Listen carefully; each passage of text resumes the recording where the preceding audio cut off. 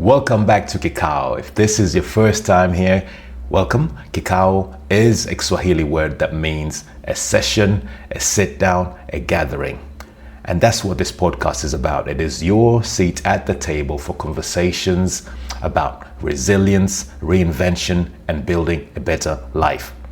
In episode 3, we talked about the second wind, why your best days are not behind you. Today, I want to go deeper into the foundation of what makes all this possible. Resilience. Because the thing is, resilience is not about avoiding setbacks. It's about learning how to stand back up when life knocks you down. If resilience is something that you know you need more of in your life, hit that subscribe button because that's the kind of thing we talk about all the time here on Kikao. My name is Kirei. Welcome to Kikao. Resilience is the ability to bounce back. It's the choice to keep going when life wants you to give up. I learned this the hard way. In my 20s, I was desperate for identity and connection.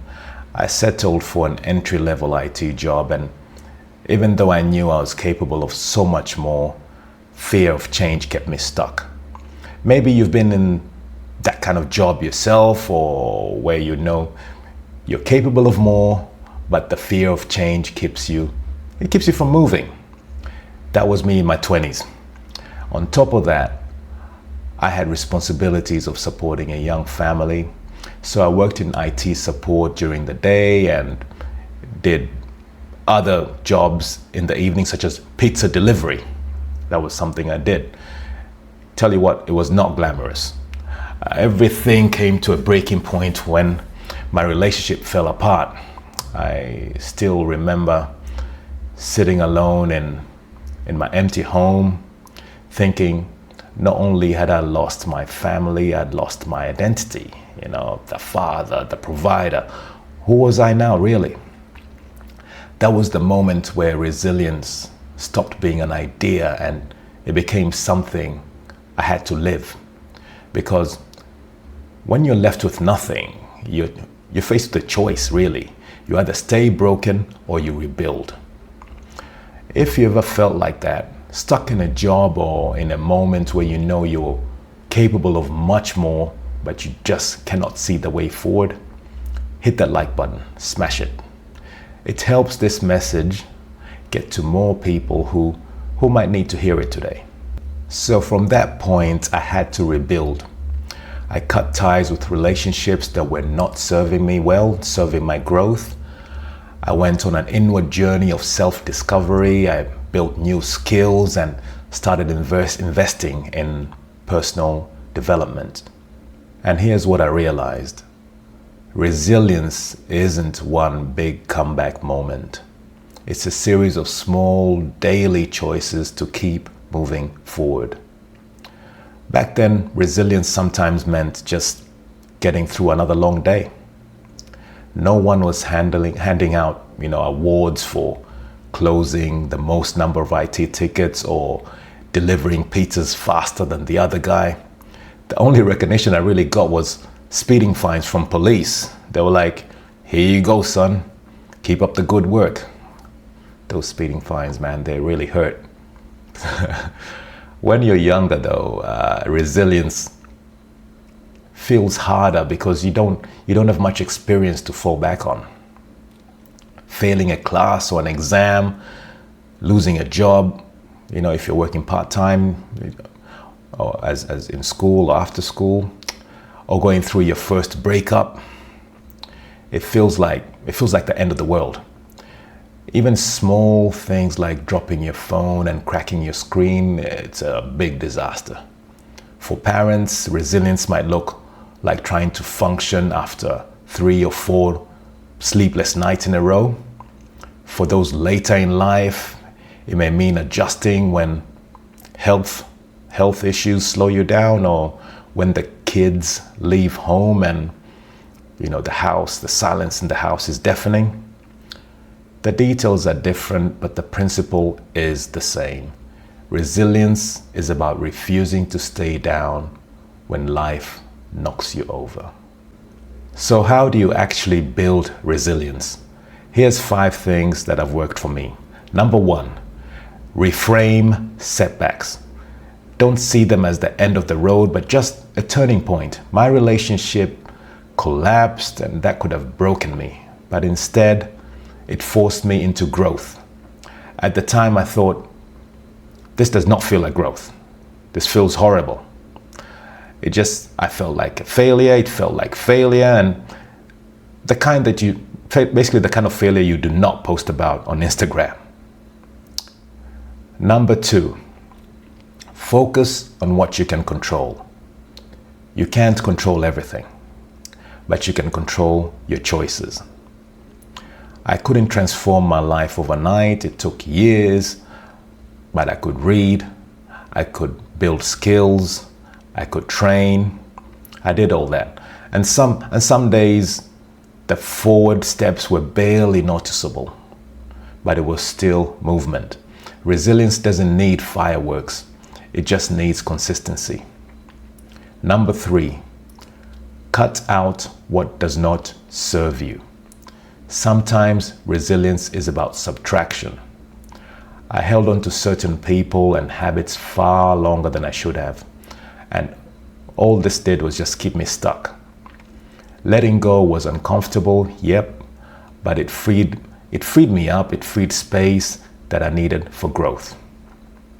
Number 4, keep moving. Action, man. Resilience is built in motion, it's not built in waiting. You can't think your way into resilience or imagine it. It's not abstract. You have to do something. You earn it by acting, even in small ways.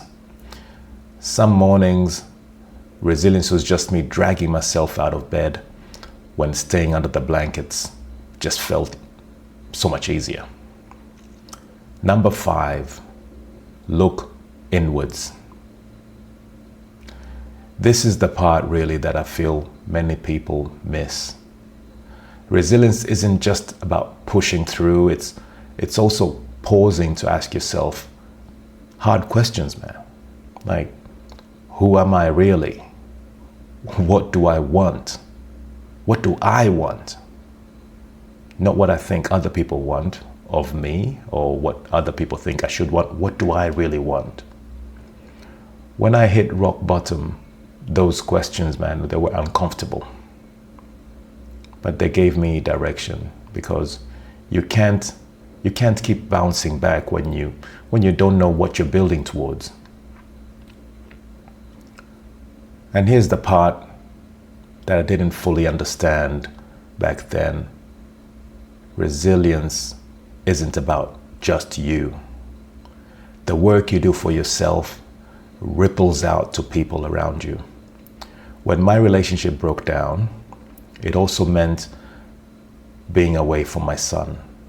That was one of the hardest consequences of it all.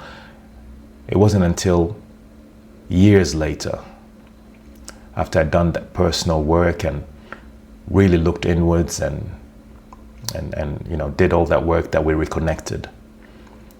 Today, I'm so happy that we're incredibly close and we're proud of each other. I genuinely believe if I hadn't taken the time for introspection and growth, we wouldn't have had this rewarding relationship that we now have. And maybe, and this is a really terrifying thought for me, had I not done that work, I would have played a role in history potentially repeating itself. Instead, I get to be a role model for my son. That's the deeper power of resilience. It doesn't just change your story, it can change the story of the people who come after you. So here's today's reminder. Resilience is not about being unbreakable. It's about refusing to stay broken. For me, resilience started when I felt I had nothing left but printer jams, pizzas, and an empty home. But that's where the better after began. That's why I know you can find yours too. So here's my challenge for you this week. Think of one area of your life where you feel stuck or knocked down and decide on the smallest resilient step you can take today. Drop the word resilient in the comments below if this spoke to you. And if you're ready, reply to the pinned comment below and share your story or your commitment.